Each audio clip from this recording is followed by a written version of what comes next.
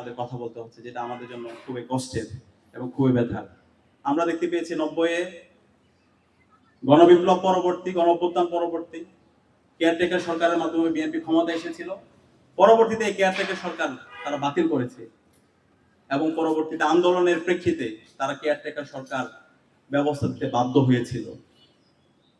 এই কেয়ারটেকার সরকারের চেয়ে হাজার গুণ বেশি শক্তিশালী আন্দোলন হবে এই জুলাই বিপ্লব নিয়ে, জুলাই সনদ এবং যে অধ্যাদেশগুলো বাতিল করেছে সেগুলো আদায়ের আন্দোলন ইনশাআল্লাহ।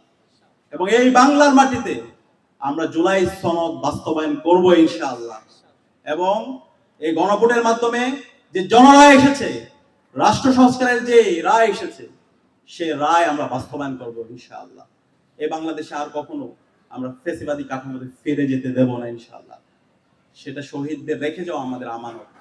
শহীদ উসমান হাদি, যিনি আধিপত্যবাদের বিরুদ্ধে, আগ্রাসনের বিরুদ্ধে যিনি সবসময় কথা বলেছেন, যিনি ইনসাফের পক্ষে সবসময় কথা বলেছেন, যিনি আমাদেরকে রাস্তা দেখিয়েছেন, সেই শহীদ উসমান হাদি বলেছেন জান দিব কিন্তু জুলাই দিব না। তিনি তার জান দিয়ে প্রমাণ করেছেন। আমরা একই সুরে বলতে চাই, আমরা প্রয়োজনে জান দিব, কিন্তু এই বাংলাদেশে জুলাইকে আমরা বিকৃত হতে দেব না।